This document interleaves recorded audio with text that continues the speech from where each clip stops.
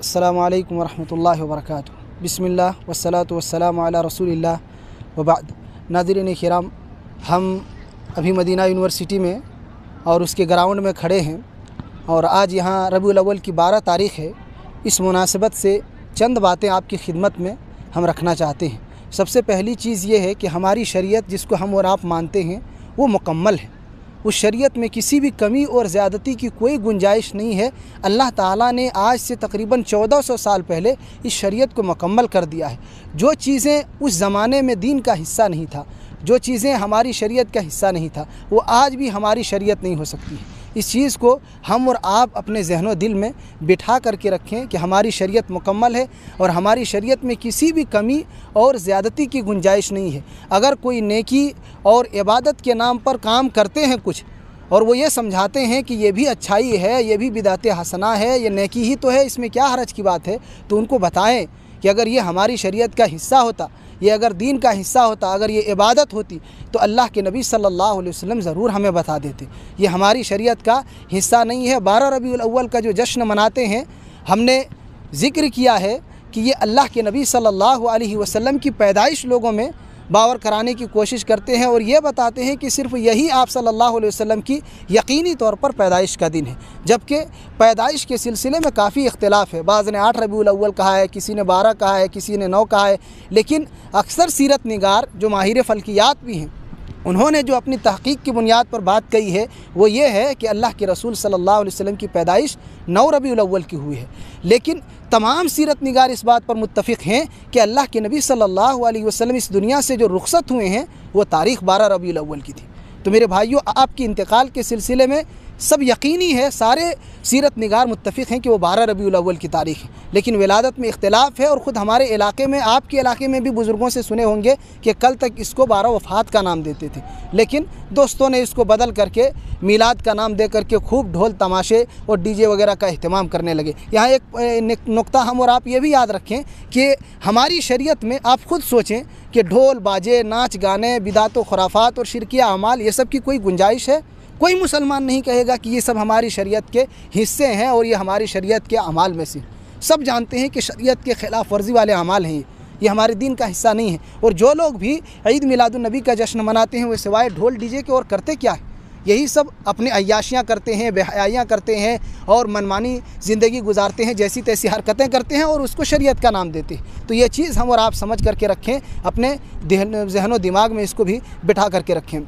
एक तीसरी चीज़ ये कि हमारे भाई कभी ये कहते हैं कि ये शरीयत का हिस्सा है, ये दीन है, और उसके लिए फिर कुरान और सुन्नत की दलीलों को तोड़ मरोड़ करके पेश करते हैं। कभी ये कहते हैं बिदअत है लेकिन बिदअत हसना है। तो यहाँ देखिए कितने बड़े उनके नज़दीक तज़ाद है उनकी बातों में। आप गौर से देख लें इसको। अगर ये बिदअत है तो फिर दलीलें पेश करने की कोई ज़रूरत नहीं है। बिदअत कहते ही ये है इसको कि शरीयत के नाम पर, इबादत के नाम पर किसी चीज़ को हमारे दीन में दाखिल कर लिया गया हो जिसका हमारी शरीयत से कोई ताल्लुक़ ना हो, और अगर उसकी दलीलें मौजूद हैं तो वो बिदअत हो ही नहीं सकती।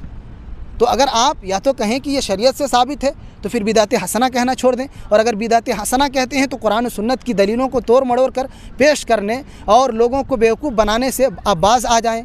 और अगर आप बिदात हसना कहते हैं, चौथे नुक्ते ये बात हम और आप ज़हन नशीन रख लें कि अगर आप इसको बिदात हसना कहते हैं तो शरई माने में कोई बिदात हसना नहीं। वो उमर रज़ी अल्लाह अन्हु का कौल ज़िक्र करते हैं तरावी के सिलसिले में, वो लोग भी माना में है, वरना शरीयत से तो तरावी जमात के साथ अल्लाह के रसूल ने पढ़ ली थी, लिहाजा वहाँ वो शरई माने में नहीं है। और अल्लाह के नबी सल्लल्लाहु अलैहि वसल्लम का फरमान मौजूद है, वकुल्लु बिदातिन ज़लाला वकुल्लु ज़लालतिन फिन्नार। हर बिदअत गुमराही है और हर गुमराही जहन्नम में ले जाने वाली है। लिहाजा ये चाहे ईद मिलाद का नाम देकर के बिदअत को अंजाम दें, किसी दूसरी इबादत का नाम देकर के उसको बिदअत को अंजाम दें, अगर वो बिदअत है तो हमारी शरीयत से उसका कोई ताल्लुक़ नहीं है और वो जहन्नम में ले जाने वाला अमल है, और इंसान के लिए इसमें सिवाय नुकसान के, सिवाय बर्बादी के कुछ हासिल होने वाला नहीं है।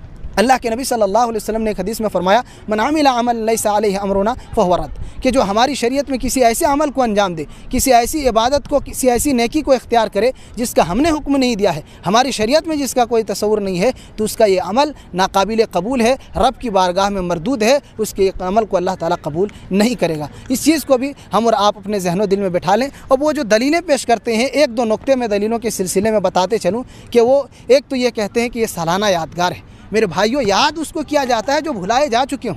جس کو دنیا بھول چکی ہو، اللہ تعالیٰ نے آپ کے نام کو، آپ کے اسم مبارک کو صبح قیامت تک کے لیے روشن کر دیا ہے۔ دنیا میں ہر جگہ جہاں کہیں بھی مسلمان بستے ہیں، پانچوں نمازوں میں اور پانچوں اذانوں میں اللہ کے نبی صلی اللہ علیہ وسلم کا نام آتا ہے، آپ کے اسم مبارک کو ذکر کیا جاتا ہے، اور 24 گھنٹے آپ پر درود آپ کی امتی بھیجتے رہتے ہیں۔ پھر آپ بھولے کہاں ہیں؟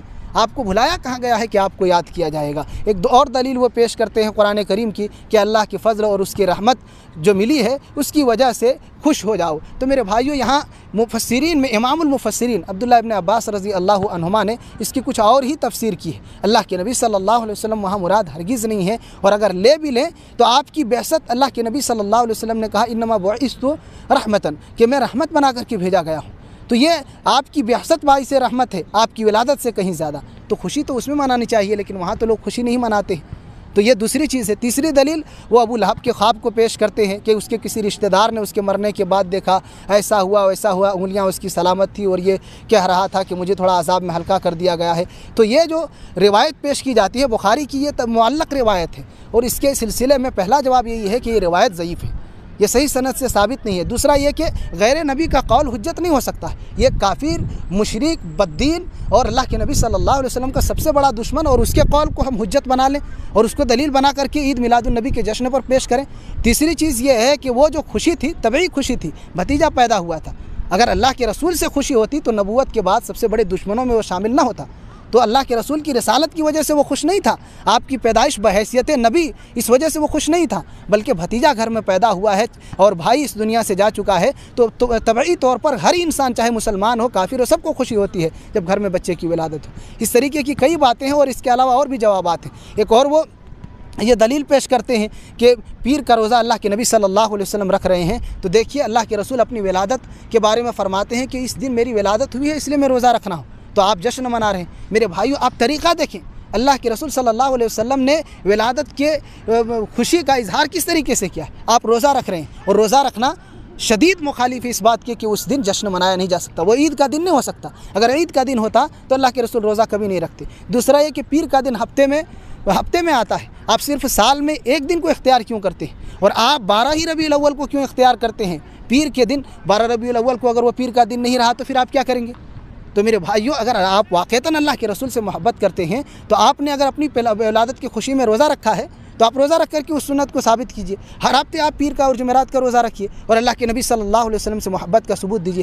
آخری اور اہم اور یقینی بات یاد رکھیں کہ اللہ کے رسول صلی اللہ علیہ وسلم سے محبت کا جو اظہار یہ کر رہے ہیں اور جو طریقہ اختیار کر رہے ہیں، یہ اظہار محبت کا طریقہ نہیں ہے۔ محبت رسول کے اظہار کا طریقہ یہ ہے کہ اللہ کے رسول کی اطاعت کی جائے، پیروی کی جائے، اور آپ کی بات کے آگے دنیا کے امام ہوں، پیر ہوں، ولی ہوں، بزرگ ہوں، سب کے قول کو چھوڑ دیا جائے۔ وہ کیا کہتے ہیں، کیا بتاتے ہیں، کیا سناتے ہیں، ہمیں کوئی مطلب نہیں ہے۔ اللہ کے رسول صلی اللہ علیہ وسلم کا فرمان، آپ کی بات سب پر مقدم ہے۔ اگر کوئی انسان اپنی زندگی کو اس انداز سے جیتا ہے تو حقیقی معنوں میں وہ صحیح طور پر مسلمان ہے اور سچے معنوں میں وہ اللہ کے رسول سے محبت کرتا ہے، ورنہ دعوے تو دنیا میں سب کرتے ہیں کہ ہمیں اللہ کے رسول سے محبت ہے، عشق رسول کا اظہار ہم کر رہے ہیں، لیکن محبت کا جیتا جاگتا ثبوت آپ کی اتباع سے پیش کیا جا سکتا ہے، جس کو صحابہ کرام نے پیش کیا تھا کہ پوری دنیا مخالف ہو گئی لیکن اللہ کے رسول صلی اللہ علیہ وسلم کے ایک اشارے پر اپنی جانوں کو نچھاور کر دیا۔ تو محبت ایسی ہونی چاہیے تھی۔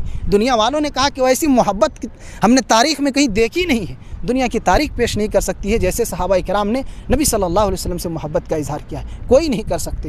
تو میرے بھائیوں، اس چیز کو یاد رکھیں۔ آخری بات یہ ہے کہ عید میلاد النبی کا جو جشن منا رہے ہیں، یہ دین میں ایک بدعت ہے، گمراہی ہے، جہنم میں لے جانے والا عمل ہے، اور انسان زندگی بھر عید میلاد النبی کا جشن مناتے رہے وہ ثواب نہیں پائے گا، وہ انسان اپنے نامۂ اعمال میں گناہی کو لکھ پائے گا، وبال جان ہی یہ عبادت بنے گی، وہ نیکی شمار نہیں کی جا سکتی ہے۔ یہ ہماری شریعت کے مکمل ہونے کے صدیوں بعد ہمارے دین میں شیعوں نے اس کو داخل کیا ہے، یہ ہمارے دین کا حصہ نہیں تھا۔ اور امام مالک رحمہ اللہ کے فرمان سے بات ختم کرتے ہیں کہ جو اللہ کے رسول کے زمانے میں دین نہیں تھا، اگر وہ آج انسان یہ کہے کہ ہم دین میں داخل کریں، صبح قیامت تک وہ چیز دین کا حصہ نہیں ہو سکتی ہے۔ اللہ رب العالمین سے دعا ہے کہ اللہ تعالیٰ تو ہم تمام لوگوں کو سنت رسول کی پیروی کرنے اور بدعت و خرافات اور شرکیہ اعمال سے دور رہنے کی توفیق عنایت فرما۔ آمین۔ وصلی اللہ علی نبینا محمد وعلی آلہ واصحابہ اجمعین۔